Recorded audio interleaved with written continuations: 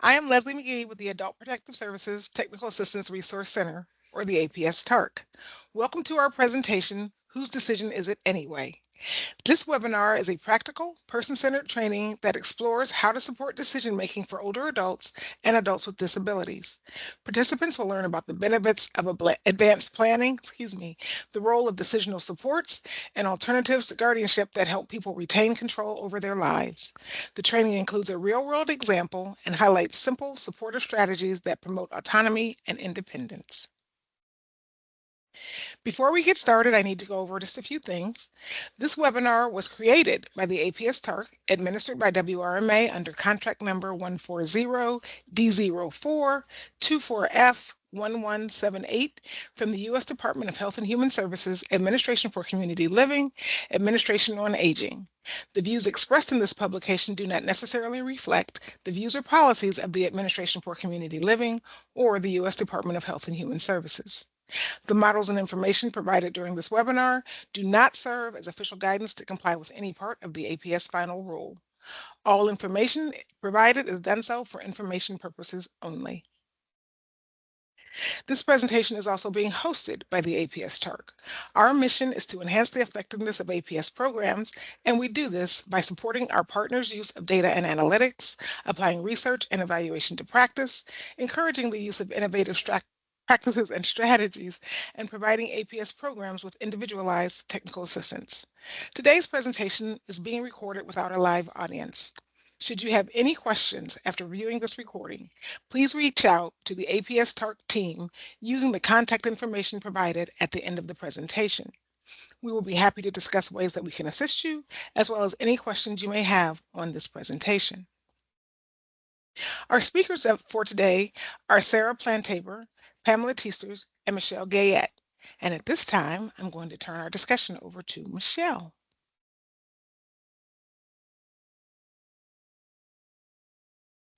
As Leslie said, I'm Michelle Gayette, and I'm a member of the APS TARC. And by the end of today's webinar, there are going to be 3 key things we want you to walk away with. First, you'll understand what decision-making support really means, not just in theory, but really how it plays out in real life for the people that we serve. And then you'll recognize why advanced planning is so important, both for preventing crises and for honoring someone's wishes down the road. And finally, you'll be able to identify less restrictive alternatives to guardianship, options that allow us to respect someone's independence while still keeping them safe and supported. Next slide, please, Leslie. I'm going to turn it over to Pam. Hi, I am Pam Teaster, and what I want to do is just give you a brief little discussion of what decision making is. First, I want to say that the title of this presentation really mirrors a pretty important play that was written and I actually acted in called Whose Life Is It Anyway? So just want to say that I was not the main character, but I was a doctor in it. Types of decisions that we make decisions all the time. One decision maybe I need to make often is whether I drive into the donut store, which is really close to my house. And that is one kind of decision. Probably I don't need anybody to help me with it except maybe my physician when he looks at the scales that I would be standing on. But we make all kinds of them. We make financial decisions and healthcare decisions, social decisions, theoretical decisions, and we assist in making those decisions or not. And the decisions can be very formal or they can be very informal, and it depends on the circumstances. All the way from the donut to end-of-life decisions one can be making, depending on the circumstances, or decisions about how one's healthcare might be, or where one goes to school, for example, as you recall those. And I think the important piece to understand is that really, we retain decisional capacity and capabilities as long as we possibly can until that is determined that we no longer can. And that really is at the heart of how we are established as a country. Even if we make poor decisions, or maybe even if the consequences are death, we are able to make decisions, and we have a right to folly. So, until there's an important medical and or legal decision deciding that we don't have decisions, people retain those capacities. And just because there's a diagnosis doesn't mean that people lose those capacities. And it doesn't mean they should lose all those capacities. Also, we can benefit from support for decisions as we do all throughout our lives. That can be more formal in a supported decision-making arrangement or not. And we'll talk about that later in this particular this presentation that we are giving.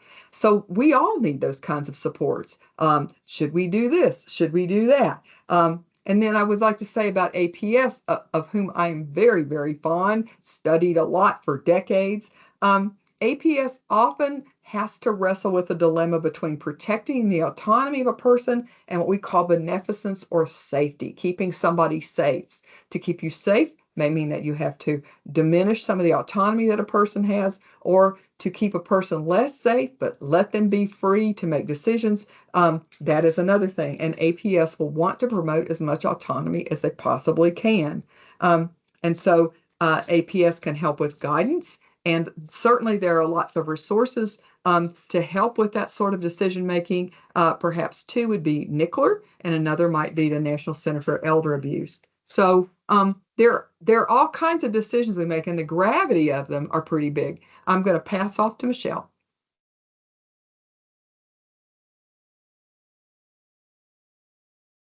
Let's move on and talk about why advanced planning is so important and the benefit it brings both to the individual and to their family or support network. For me, I like to think about it as giving the person a voice when they may no longer have a voice, maybe no longer able to speak to their needs. And so that's why advanced planning is really so important to me personally. Next slide, please, Leslie. First, advanced planning is something that can and should be done before the stress of a health issue, whether that's a long-term illness or something sudden. Making decisions ahead of time prevents the panic and confusion that can happen in a crisis. It can help to avoid family drama. Sometimes the person your client would want making decisions isn't the same person the law would default to. Planning ahead allows them to choose who they trust and helps to avoid conflict later. Third, it gives them time to reflect. What are their preferences? What are their types of care? And which trusted individuals to appoint for which decisions? This isn't a rushed process. It allows people to think through what matters most to them. Another important benefit of advanced planning is that these plans can be changed over time. They're a living document. We want to make sure that they're reflecting our current wishes. As circumstances or relationships shift, people can update their decisions so they always reflect current wishes. Advanced planning gives people the chance to make a plan that truly reflects who they are, their values, their priorities, their wishes, and it also takes into account their real life circumstances, preferences, and abilities. Here's really something important to keep in mind. Some of the language used in law isn't very person-centered, and we all want to be person-centered, and that's the trend that you see everywhere. You may see terms like alleged incapacitated person or ward, which basically means a person proposed for guardianship. Even the word capacity can feel a little bit black and white, like someone has it or they don't. A better way to think about this is through the lens of decisional capabilities, really focusing on what abilities a person still has, what strengths they bring, and where they might need a little bit of support, kind of what Pam talked about. We all use supports when we're making decisions, but these are really thought out ideas and how I might need them in my future when I have care needs. When I'm talking with clients, or when we're talking with clients, we can also help them to make sense of this language, really explaining to them what they might see in legal documents, and also then introducing them to terms that are more respectful and focused on their strengths. We're going to dive a little bit deeper into guardianship later, but for now, it's important to understand that the process is lengthy, it's complex, and it often removes or severely limits a person's ability to make their own decisions, sometimes permanently. Advanced planning helps prevent that by protecting a person's autonomy and making sure that they can have a say in their future. But of course, advanced planning isn't without its challenges. It's a really difficult subject. Many people are uncomfortable thinking about a time when they might be ill or need help with decisions or face end-of-life care.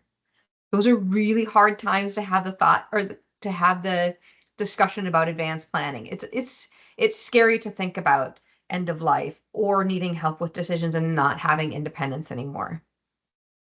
Access can also be a barrier. Agencies may not have staff with deep expertise in advanced planning, and many clients aren't aware of their options. That's why it's so important to connect with community partners and resources whenever possible. And then finally, we really need to remember that it's ultimately the client's choice whether to engage in advanced planning or not. Our role is to provide information and guidance, but never to pressure someone into a decision. Next slide, Leslie, and I'm going to turn it back over to Pam. Thank you. And so remember, we just talked about the importance of autonomy, and we just heard from Michelle about the importance of advanced planning. These are ways to have less restrictive ways to make decisions or have people help us make decisions. So this is a very important concept that we are trying to fan out across the country and help lots of people understand, which is types of less restrictive alternatives. Next slide, please.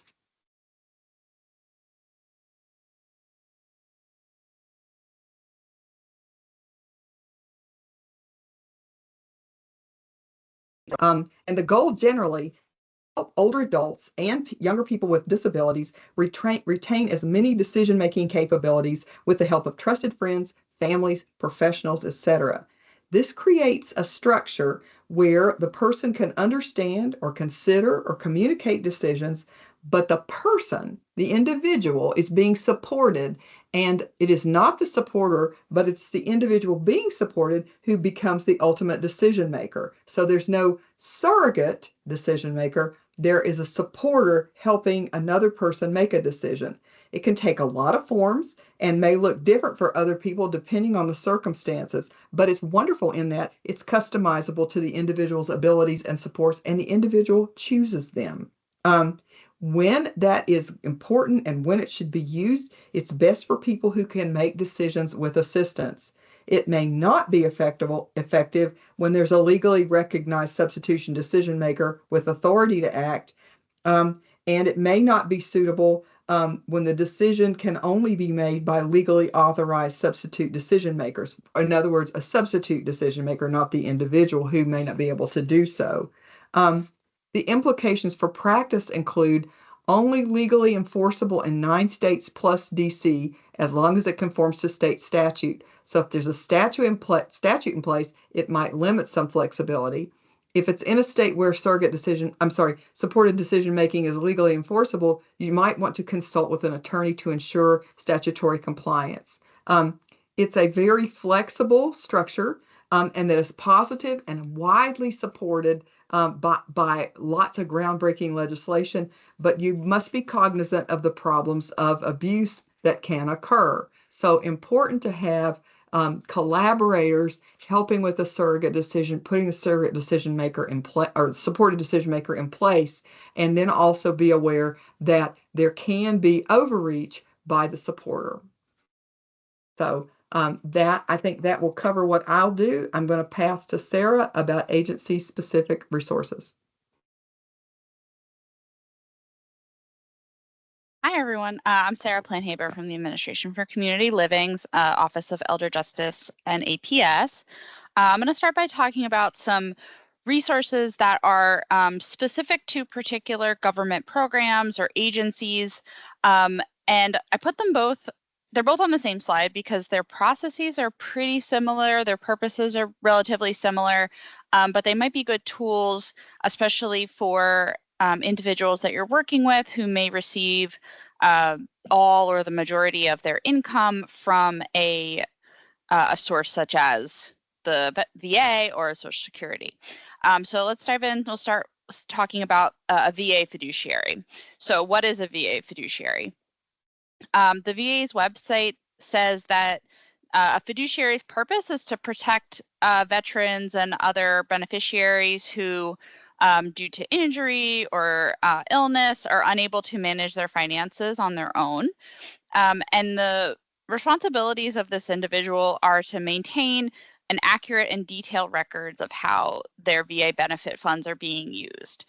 So this individual who would be appointed by the VA has a responsibility to not only manage the finances of the beneficiary, but also to keep an accurate accounting of that in order to show what is the money being used for. Is it for the benefit of the beneficiary? A fiduciary can be an individual, so like a family member, a friend, a trusted individual in the beneficiary's life, but it can also be an appointed organization if the individual doesn't have someone who would be able to serve in the fiduciary role. Typically, the fiduciary is chosen by the beneficiary themselves, or the VA. Again, the VA could find an organization or someone else if the beneficiary is not able to find someone to serve. The beneficiary reaches out to the VA and then the proposed fiduciary will undergo an investigation of some kind to determine their suitability. So that includes like a background check and an interview with VA.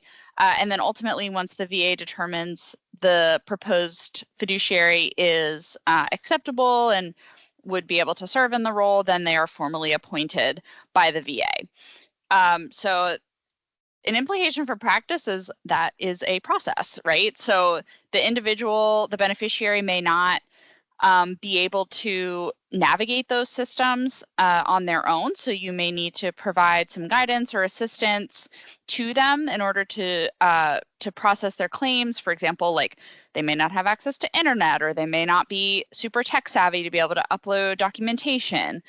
So that would be a place in which you could help assist them. You should also have a conversation with the individual about their relationship with the person who's proposed to be a fiduciary. Does the beneficiary trust the person? Do they have knowledge of the individual's finances and expenses and other information like that? The application process is also based on geography. There are certain regional offices that cover different areas of the country. So it may be they may need assistance in finding out even where to apply to or to send their application. A good collaborator for this process is if you live in an area where you have a VA medical center close by or other VA office area. It can be helpful to connect with a VA social worker who can not only help with this issue, but if the individual has other VA benefit questions or issues, you may be able to get help as well. There are also veteran-specific legal or advocacy organizations that can help address any discrepancies with benefits or issues they may be having. Similarly, you're going to hear me repeat some of this, but a Social Security representative payee or a rep payee is an individual who manages a Social Security beneficiaries fund. So that can be SSI, it can be Social Security to retirement, it can be SSDI, and ensures that the funds are used for the beneficiary's food, housing, and other types of expenses. They also have to keep accurate accounting of the beneficiaries of what the funds are being used for, and need to make sure that all funds are separate and they have other responsibilities. Again, can also be an individual or an organization. It's a similar process as the VA to apply to be to be a rep payee. And you go through an investigation process, and then the Social Security Administration appoints them, and then they have the ability to assist the individual with use of their funds. It's beneficial for people whose primary income source is Social Security. And again, having that conversation about a trusted individual or person to manage the funds is really important. Social Security is really complex. So having a conversation with the individual about that, as well as involving collaborators such as legal organizations, can help navigate that system. Next slide, please. Okay, so getting into a little bit more formal types of decisional supports, we're going to talk about powers of attorney generally as a general term for both healthcare and financial decisions. The structure and process is determined by state statute. So I will say that they are more rigid and both in their requirements and procedures in order for it to be effective than, for example, like the supported decision-making agreements. But because they have that rigidity and that process, they're more likely to be, held up in court or legally enforceable if there's an issue, if done correctly. So for healthcare decisions, again, it varies by state. Some states have just a general, it's called a healthcare power of attorney, think like a HIPAA type access to records. And then other states have another component called a living will, which addresses those end of life decisions and can be, as specific or permissive or flexible as the individual wants. Other states have specific documents for example, mental health decisions, and there are a lot of options for healthcare, basically. So whatever is available in your state, it's important to understand what the range or scope of those are. Financial decisions, little more consistent across states, and financial powers of attorney can be very broad and very powerful. Financial powers of attorney include access to like bank accounts and the ability to make real estate transactions and take out loans on behalf of, we call them the principal. So the person who is signing the power of attorney, giving power to another person who is known as an agent or the power of attorney. These types of documents are useful for clients who retain some decision-making capabilities. Now, the states sort of vary on to what degree that individual would need to have, what their decisional capabilities would need to be. But when in doubt, you can always talk to the person's doctor and see if they believe that the individual is able to understand what they're signing, the implications, who they're appointing, all the important types of information. And powers of attorney are great because they cover different multiple types of decisions. So really one document, lots of power, but with that power, you also want to make sure that the person that you're working with trusts whoever they're appointing to be their power of attorney. And if you, jumping ahead here, but a good collaborator would be like a legal aid or other legal source. Attorneys are going to ask a lot of questions. I'm an attorney myself, and those questions can get really personal and really get to the heart of, end of life care, death, like what Pam and Michelle were talking about before. So having a conversation with your client at the outset to really understand what kinds of questions are going to be asked of them and prepare them for that. You can use guides such as 5 Wishes, which is a common document which you can find online. Doctors' offices have them, and it can be used to help prepare them for that interview. These documents are also pretty customizable as long as they comply with the statute. So it can be helpful to understand what the scope in your state is. So again, having an attorney or someone who understands the laws around these documents could be really helpful. It's also a good idea to partner with other organizations that maybe do community outreach and do some education on these advanced planning tools to help spread the word, because a lot of people don't even know that they exist or don't really understand what they're used for.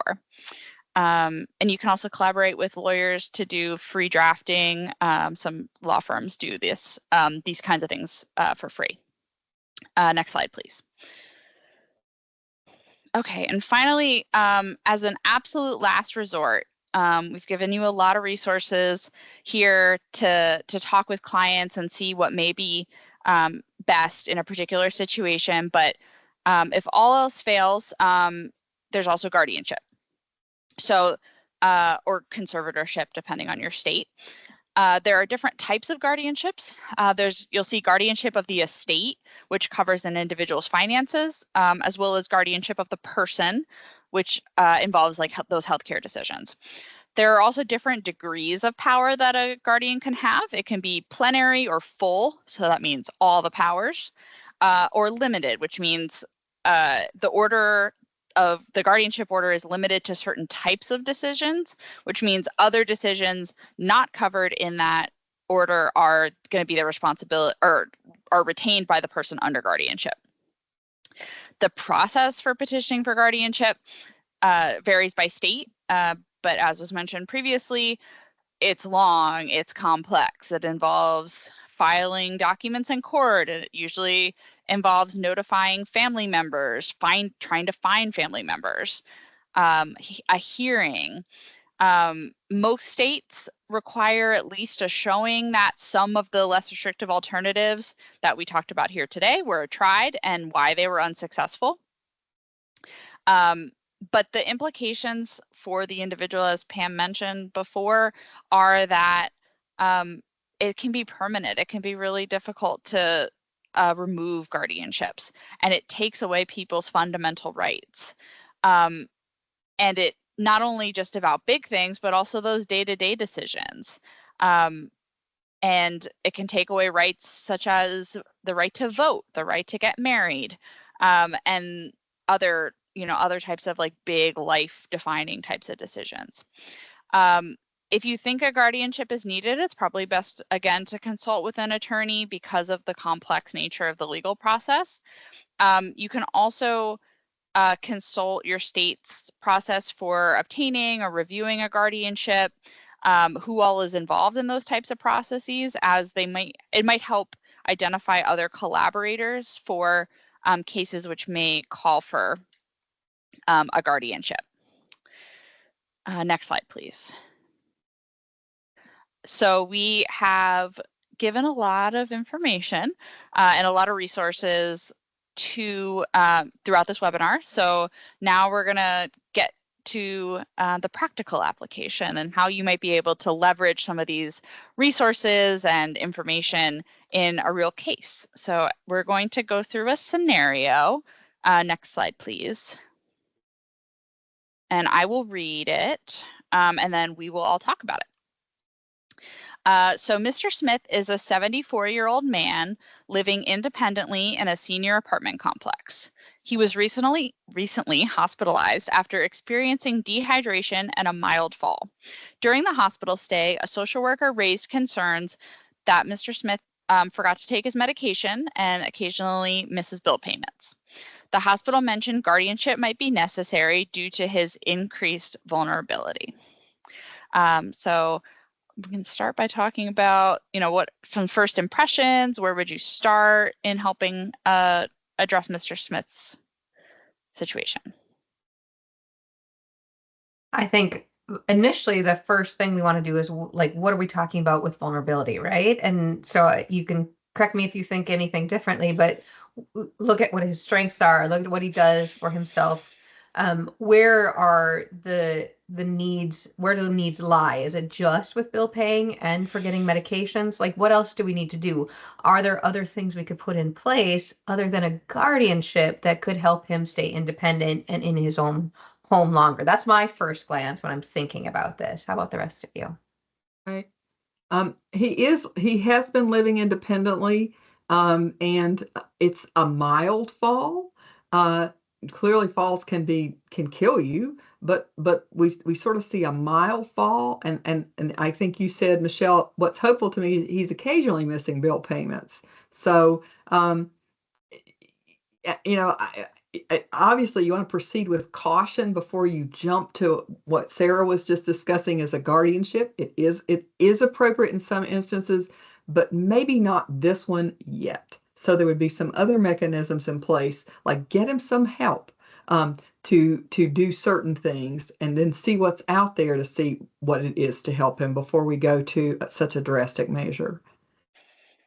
Yeah, and just to piggyback off of what Pam just said, really looking at the whole situation and seeing like who are the players, who are the other individuals involved in his life, and maybe getting a sense of, you know, what kinds of activities does he do, what he not be able to do in certain instances. So because I guess one example, since he presented at a hospital, maybe talking to his doctor about any health conditions he may have that might, you know, require a little additional support to manage, for example. And then if we could get, if it would be possible to get the med situation addressed and the dehydration situation addressed, that, you know, we have only have so much from the case study, but is it possible to get those things under control so that he now won't forget to take bills? And can somebody help with the meds just to make sure he's taking them? Some people take a bucket full of medication and they really are very complex to try to manage every day, even in little pill boxes. Others, not so much. We don't know this, but if they're contributors to where he got in the hospital, perhaps those things can be ameliorated and we could avoid taking his rights away or limiting his rights severely.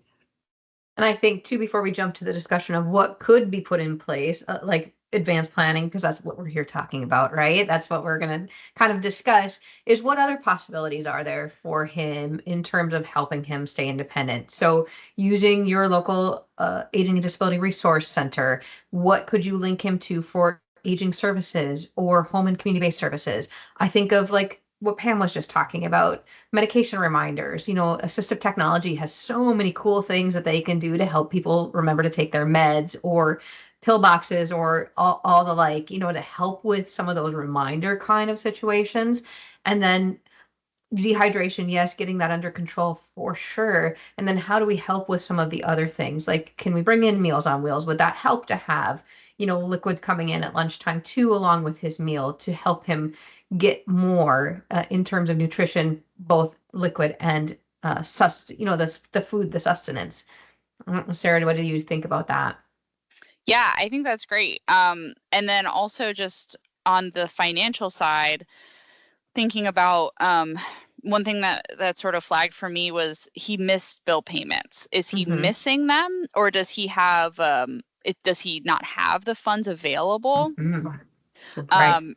So you know, it doesn't say that. I'm reading into it a little bit, but right. if for example, you know, there wasn't sufficient money to cover a bill, are we looking at financial exploitation? Are we looking at possibly an issue with some kind of income benefit, which obviously takes you down a completely different rabbit hole than just those assistive, you know, techniques that you were talking about to remind him to do things. But that kind of, you know, road diverges into two is an important step in the process to being able to really identify what kinds of supports would be most helpful for him. And sort of that point is, you know, we want to explore every alternative we possibly can, the least restrictive ones, you know, perhaps a supported decision-making agreement, if that would be helpful and he would want that.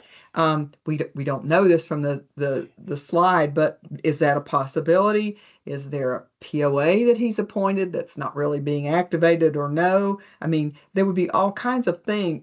Does he receiving Social Security benefits? If he is a rep payee the right thing to do? That would solve some of the bill paying problems if the funds are there, that Sarah points out, but that would make it a lot better for him than taking his rights away. And you can see what we're trying to do is avoid a guardianship if we possibly could. And can I also just like say about, you know, on the point of asking all these questions and going down all these different rabbit holes, it may seem it's a lot of work on the front end for sure.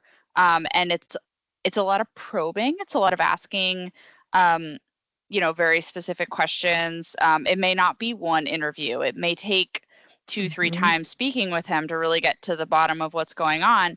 But in the spirit of being as person-centered as you possibly can be, it's important to identify what the problem is, or, you know, where he may need additional support, so that you can find the best solution for him that's going to maximize independence while also ensuring that, you know, he's getting what he needs and the supports that allow him to continue living independently. And I think too, so either one of you step in too, that I don't know that everyone understands the purview of a guardianship, right? Like how restricting or how much it can limit the decisions that a person gets to make. And I think it's seen as such a solution, but it's really, it can be so detrimental to the person. I don't know if that's the right word, but that's the word I'm going to use, because they're losing their rights and they're losing their voice in the process, right? Of getting, I mean, we all know good guardians would take that into consideration, but they lose their voice and they lose the ability to make some decisions. And he doesn't seem to be at that stage yet. And so really it's a lot of educating too, right? Like to Sarah's point, it's a lot of work up front, because now you're going to advocate for the person with the other providers, right? To say it isn't a situation for a guardianship. Here's some of the other alternatives. So I don't know what you two think about that one either, that kind of statement. Go ahead, Pam. Okay. Wait on me, Sarah. I think you're spot on, Michelle. That what we're trying to do is the person-centered approach, or the person-directed approach, so that we move to him trying to figure out why he's having problems and assist him with the problems we're seeing there, and maybe the ones that could show up later, but avoiding having to move him out of an independent senior apartment complex. He probably would much rather be there than in a facility where he has less control. And try to figure out why he's having dehydration, which may have led to his fall, and these other things that we're seeing, because they all may have been contributors, but fix those for at least for the time being, and maybe for a very long time. We avoid this. We help this person retain the life he'd like to live. And I think that's just a critical thing. I think we're all owed that if we possibly can, and not jump to a solution that we think, helps DC him out of the hospital, move him to a facility. We all know, you kind of know how that trajectory will go. And that's not where the problems or the exploitation or the abuse will end either. So it isn't that guardianship is evil or awful. It isn't that neither are facilities, but the piece that we want to do is retain the rights this person could have and support them in the ways that he and in respect for persons we ought to be giving him. Yeah, absolutely. Go ahead, Oh, Sarah. no, go ahead, Michelle. No, go ahead. I think too, we talked a little bit about it, the access and the barriers and some of the challenges with thinking about advanced planning. I mean, this is the time to talk to him about advanced planning. The time was probably years before this happened, right? Before the crisis happened. But I think as providers, or as people working with the individuals, and we're working to have the autonomy for the individuals, we have to be more comfortable in having these conversations about advanced planning and talking to them about really the importance of having these documents in place so that they continue to retain the ability to make decisions and have their voice heard. And I think that's the bottom line that we're all talking about, right? Like, I don't know how else to say it. That's so important. Sarah, I didn't mean to talk over you. No, that's great. And just to piggyback off of that, like, nobody really wants to think about a time when they may not be able to make the decision. I think you both said that, during the presentation, but, being able to, again, like, they may not be able to have, these conversations can take hours to really get to the heart of what do they want? It's not often something, maybe for us who are in the aging space, it's something that is more front of mind for us than most people, but it's not something that most people think about, either because it's uncomfortable or because they just don't. It's just, not something that's within their everyday worldview. But so it's going to take a little bit of time to really have that, reflection and ability to think, which is why getting it, before a crisis, as was mentioned before, is really important, so that, these are very complex questions. They're very deep philosophical questions that get to the heart of, who you are. Very difficult to do in the middle of a crisis. Very difficult to do when you're not in the middle of a crisis. So starting the conversation early is important. And even if you as an APS professional don't know all the ins and outs of all these documents, they're huge, honestly. Like, significance wise, but they can contain a lot of information. It's okay to not be an expert. It's about in issue spotting, identifying a situation in which a person could use additional support, what kinds of tools are going to be most beneficial for them, and then who do we partner with to get to the solution that's going to be best for this person. And I think there's a lot of tools out there, right? Like I mentioned assistive technology, but also our legal services providers in the States, right? Like they can and they do these documents over and over with individuals that we serve. And I don't know, and I'll step out on a limb here and say I think we'd be remiss in saying that it's not just the individuals we're talking about, the people we serve, but we're also talking about for us as individuals too, right? I mean, it's really important for us to start thinking about these documents. Both of my adult children have these documents in place. That was not an easy conversation either at 18, 19 to say, what do you want this to look like when you need help? They didn't want to think about that either. There's never a good time to think about these documents, but we're not just talking about the people we serve, we're talking about ourselves too, and thinking about our needs. And it will really help our children someday when they need to help us or our friends who may need to do the very same. It really will. Yeah. We hope it avoids some of the family conflict or the struggles of your parent is ill or and you're having to make decisions all of a sudden, and if they're written down, then they're there in place. Sorry, I'm on my soapbox a little bit. Oh, it should be. Yeah, and it helps on that point, just so I was a legal aid attorney before I joined the federal government. And in Pennsylvania, that's where I practice. For example, on the form, you can say the healthcare, the living will, you can say whether you answer a bunch of questions about what kind of care you would like, if you have an end stage condition, and it gets very in deep and but at the end, one of the questions is, do you want this to be strictly followed, or do you want this to be just guidance for your general philosophy on end of life care? And it can be a way for if you feel very strongly about the way that you want your care to be handled, it's your opportunity to have your voice heard and to have the law on your side to help reinforce what your preferences are and how you would like that situation to be handled. And it can be a burden off the people in your life. If you say, this is exactly what I want, you're taking the decision making out of their hands and in yours, which is frankly where it should be, right, in my opinion, for your own end of life care. I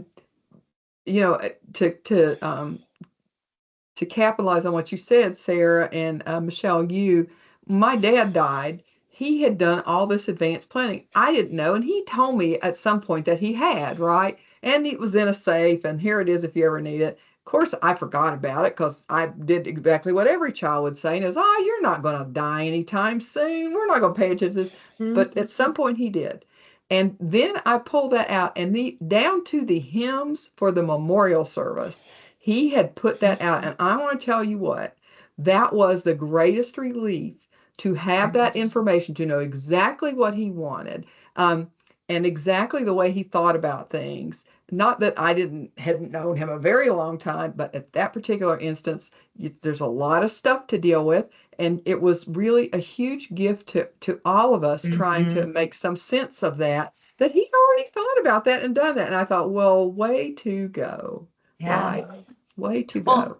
And I think a point that you made it kind of in passing is that you create the documents, you do the documents, you think about your wishes, but you also need to have a conversation with the person that's going to be helping you make those decisions. Where am I keeping my document? These are what my wishes look like. This is why it's important to me, right? And so that's the next step. Once you get these documents done, where do you keep them? How do you talk to the people in your life about them? And what your wishes are, so that they have that. Like, as you're talking about your dad, I'm talking about my children. When my grandmother passed away a month and a half ago, I talked to them again about, this is where my document is and this is what I want. And they were like, oh my goodness, Mom, we already know. Like, you don't have to tell us again. Like, they've heard me enough. But it's a really important conversation to have so that that's done too. They need to know these things. It's important for them to hear from you, right, about your wishes, and it's not just written down, but it's also out there and it's well known. Yeah. And making sure that those resources are accessible to outside people as well, like providing a copy to your primary care physician. Yes. If you're lucky enough to live in an area with like an integrated health system, your PCP is connected to the same health system as your hospital. That information is all there and available in case there is an emergency.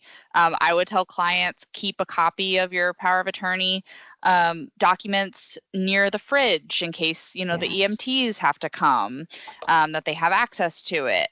Those give a copy to your bank for your financial power of attorney. Thinking about, again, those collaborators in your community to raise awareness of, when these documents might be most useful, who to partner with, thinking about, okay, where would a person need to use this in my community? And how can we, make sure that these documents are honored, but also that people know about them. So to your point, the professionals working in these spaces too know about them. Yeah, I love that thinking as well.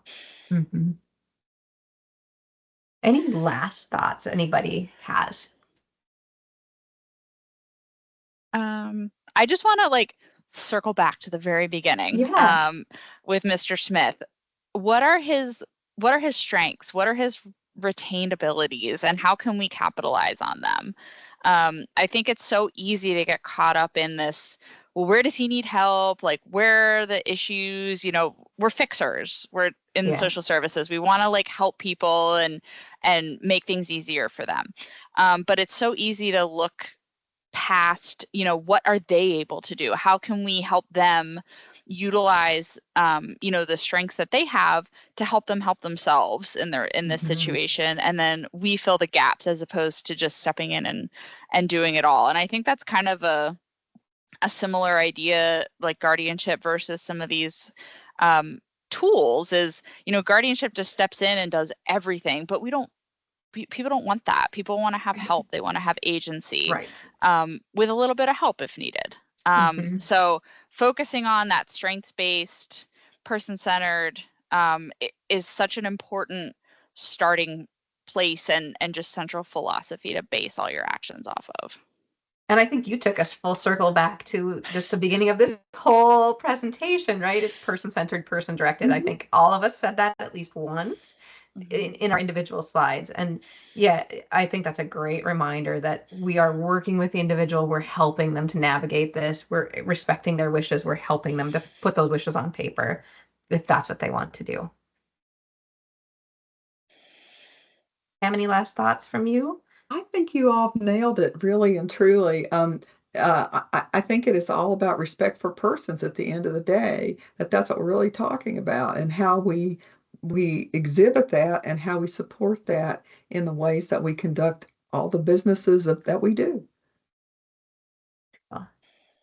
Leslie, I think we'll turn it back over to you to wrap us up. Okay. I'd like to thank Sarah, Pam, and Michelle for sharing their time and expertise on this subject with us today. You guys, that was an interesting discussion, and thank you for the reminder that I need to get busy on having a conversation with my kids.